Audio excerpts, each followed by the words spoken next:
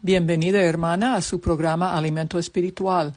A esta hora del día, quizás mientras usted prepara comida para su familia, es mi privilegio compartirle una reflexión bíblica que espero satisfaga su hambre espiritual y le dé fuerzas para seguir fielmente los pasos de nuestro Señor Jesucristo. La semana pasada nos referimos al pasaje donde Pedro declaró su fe en Jesús como el Cristo, el Hijo de Dios. Luego Jesús dijo que Él construiría su iglesia sobre esa roca. Hoy vamos a ver algo más que Jesús le dijo a Pedro en esa ocasión. Te daré las llaves del reino de los cielos. Todo lo que ates en la tierra quedará atado en el cielo, y todo lo que desates en la tierra quedará desatado en el cielo. A través de los siglos, esta afirmación se ha interpretado de diferentes maneras. Jesús le está dando autoridad a Pedro. La frase atar y desatar es una expresión rabínica que quiere decir permitir y prohibir. Me imagino que muchos de nosotros hemos visto pinturas de Pedro con llaves en la mano y hemos escuchado cuentos y chistes que describen a Pedro como el guardián del cielo. La interpretación dice que cuando uno muere y su alma sube a la puerta del cielo, Pedro es el que decide si puede pasar o no. Sin embargo, un análisis basado en el rol que tuvo Pedro como líder de la iglesia primitiva probablemente nos dará una interpretación más adecuada de las palabras de Jesús. Inmediatamente antes de subir al cielo, Jesús les dijo a sus discípulos: «Cuando venga el Espíritu Santo sobre ustedes, recibirán poder y serán mis testigos tanto en Jerusalén como en toda Judea y Samaria hasta en los confines de la tierra». Si trazamos el ministerio de Pedro en el libro de los Hechos de los Apóstoles, vamos a ver que fue Pedro quien abrió la puerta en cada uno de los territorios que mencionó Jesús. El primero es Jerusalén y Judea, el territorio de los judíos. La Biblia dice que en el día de Pentecostés, Pedro se puso de pie y se dirigió a la multitud que se había juntado allí. «Compatriotas judíos y todos ustedes que están en Jerusalén, déjenme explicarles lo que sucede. Presten atención a lo que voy a decir. Estos no están borrachos como suponen ustedes. Apenas son las 9 de la mañana. Y luego se lanza a un sermón que termina con la siguiente exhortación. Arrepiéntanse y bautícese cada uno de ustedes en el nombre de Jesucristo para perdón de sus pecados y recibirán el don del Espíritu Santo. En efecto, la promesa es para ustedes, para sus hijos y para todos los que están lejos, es decir, para todos aquellos a quien el Señor nuestro Dios llame. Ese día unas 3,000 personas se unieron a la iglesia. Bueno, ya se abrió la puerta en Jerusalén y Judea. ¿Y qué de Samaria, aquel pueblo mestizo tan despreciado por los judíos? Dice Hechos capítulo 8, cuando los apóstoles que estaban en Jerusalén se enteraron de que los samaritanos habían aceptado la palabra de Dios, les enviaron a Pedro y a Juan. Estos, al llegar, oraron por ellos para que recibieran al Espíritu Santo. Hacemos una pausa aquí para explicar que Pedro y Juan, al orar por los samaritanos para que recibieran al Espíritu Santo, habían tomado la decisión de permitirles entrada a la iglesia a los samaritanos que habían recibido a Cristo y se habían bautizado. Es decir, ahora la puerta se había abierto a Samaria. Tanto Pedro como Juan habían visto a Jesús entrar y predicar en pueblos samaritanos, y por lo menos los samaritanos tenían algo de sangre hebreo corriendo por sus venas. Además, observaban la ley de Moisés y practicaban la circuncisión. Pero, ¿qué tal los gentiles, que no sabían nada del Dios de Israel? Bueno, esa apertura va a requerir de un trato especial. Vamos al capítulo 10 del libro de Hechos. Pedro estaba quedando en la casa de Simón, un curtidor de pieles, en la ciudad costeña de Jope. Mientras tanto, un centurión romano llamado Cornelio tuvo una visión en que el ángel le dijo que mandara llamar a Pedro, quien estaba hospedado con Simón el curtidor en una casa junto al mar. Mientras tanto, Pedro subió a la azotea de la casa a orar. Era casi el mediodía y tenía hambre. De repente vio el cielo abierto y algo parecido a una gran sábana que, suspendida por las 4 puntas, descendía hacia la tierra. En la sábana había toda clase de cuadrúpedos, como también reptiles y aves, animales que los judíos consideraban impuros. Una voz le dijo: «Levántate, Pedro, mata y come». «De ninguna manera, Señor», respondió Pedro. «Jamás he comido nada impuro o inmundo». Por segunda vez le insistió la voz: «Lo que Dios ha purificado, tú no lo llames impuro».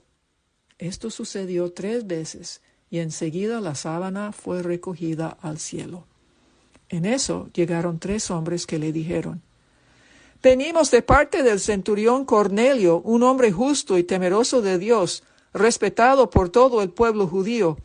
Un ángel de Dios le dio instrucciones de invitarlo a usted a su casa para escuchar lo que usted tiene que decirle». Al día siguiente, Pedro se fue con ellos acompañado de algunos creyentes de Jope. Cuando llegaron, Cornelio estaba esperándolo con los parientes y amigos íntimos que había reunido. Entonces, Pedro les dijo: «Ustedes saben muy bien que nuestra ley prohíbe que un judío se junte con un extranjero o lo visite. Pero Dios me ha hecho ver que a nadie debo llamar impuro o inmundo. Ahora, permítanme preguntarles, ¿para qué me hicieron venir?» Cornelio le explicó que un ángel le había dicho que trajera a Pedro desde Jope, y concluyó: «Ahora estamos todos aquí en la presencia de Dios para escuchar todo lo que el Señor te ha encomendado que nos digas». Pedro le contestó: «Ahora comprendo que en realidad para Dios no hay favoritismos, sino que en toda nación Él ve con agrado a los que le temen y actúan con justicia». Y luego les predicó el Evangelio. Mientras Pedro estaba todavía hablando, el Espíritu Santo descendió sobre todos los que estaban escuchando el mensaje. Los creyentes judíos que habían llegado con Pedro se quedaron asombrados de que el don del Espíritu Santo se hubiera derramado también sobre los no judíos, pues los oían hablar en lenguas y alabar a Dios.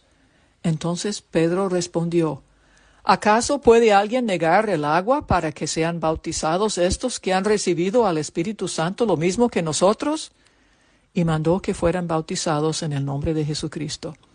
Así que Pedro, el guardián de las llaves, quien ya había abierto la puerta de la iglesia a los judíos y luego a los samaritanos, ahora estaba abriendo la puerta para que entraran los gentiles, y de esta manera a todos los pueblos hasta los confines de la tierra.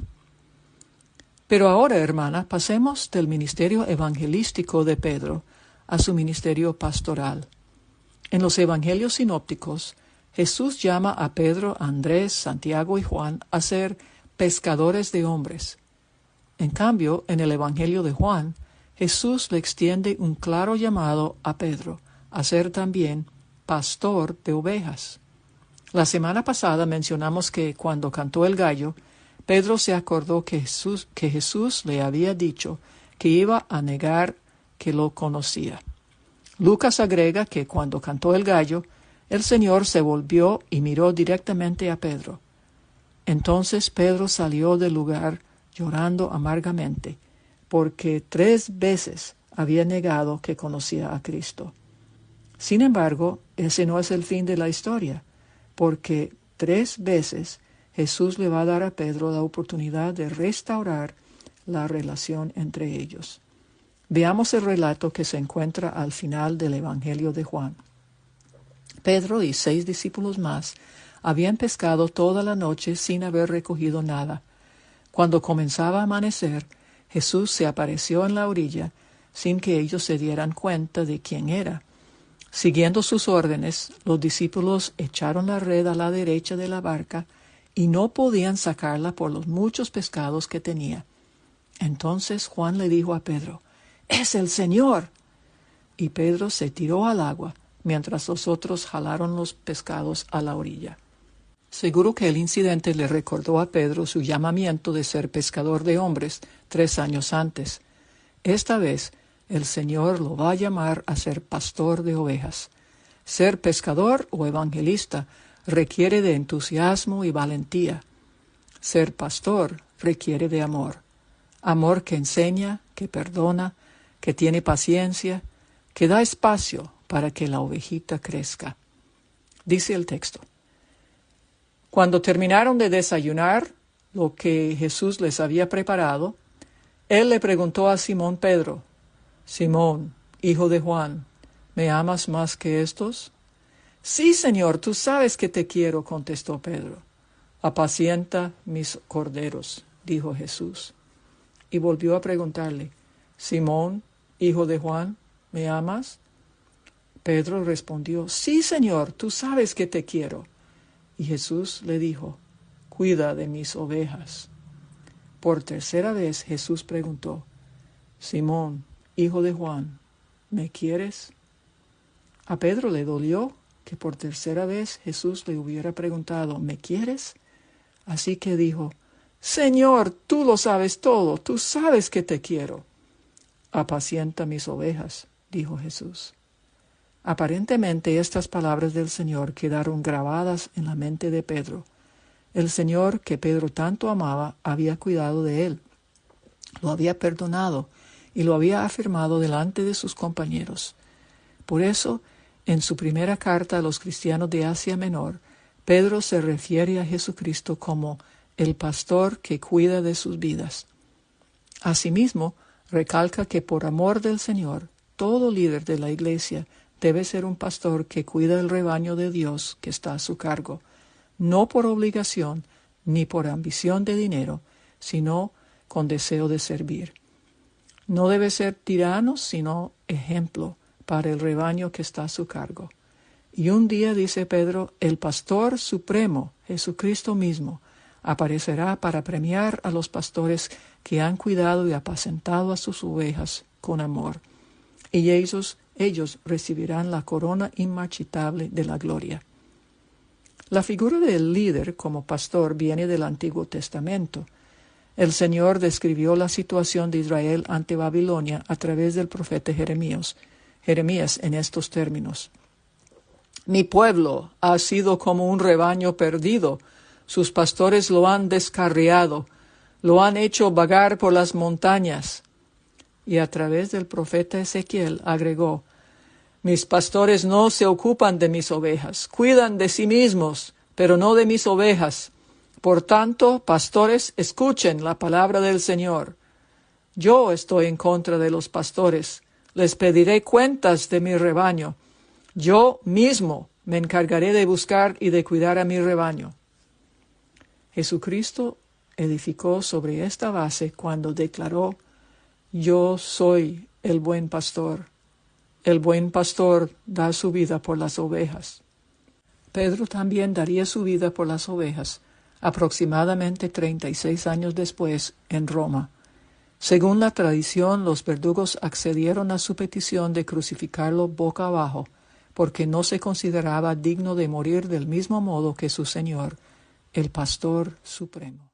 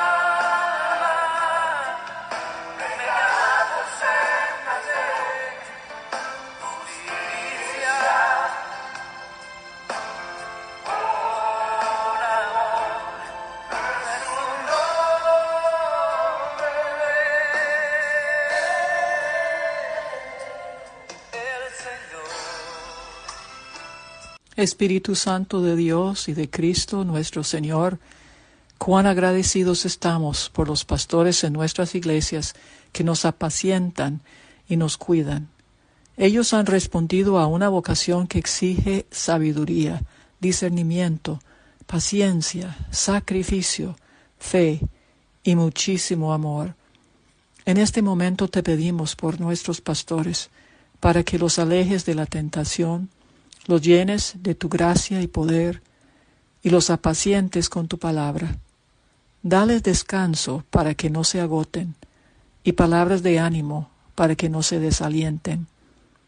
Haz de nosotros discípulos fieles, pescadores y pescadoras de hombres, mujeres, niños y niñas, que tienen hambre de la justicia. Solo tú puedes satisfacer esa hambre. Gracias, Señor Jesús, por ser nuestro buen pastor, por dar tu vida por nosotros, tus ovejas descarriadas, y por resucitar para darnos vida eterna, vida en abundancia. En tu glorioso nombre oramos. Amén.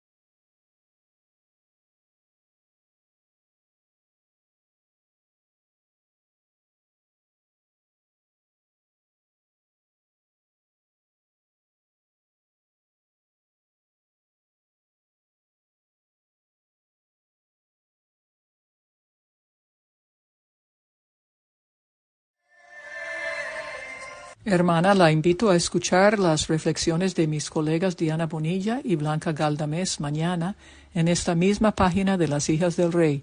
También le recuerdo la reunión mensual de las Hijas del Rey el sábado 20 de abril en la Biblioteca Pública de Farmington, Michigan, ubicada en 23500 Liberty Street. Habrá un tiempo bonito de adoración, testimonio, un mensaje bíblico, refrigerio y convivio con sus hermanas y hermanos en Cristo. Espero que nos pueda acompañar. Hasta el próximo martes, que el Señor me la bendiga y me la guarde. Un abrazote.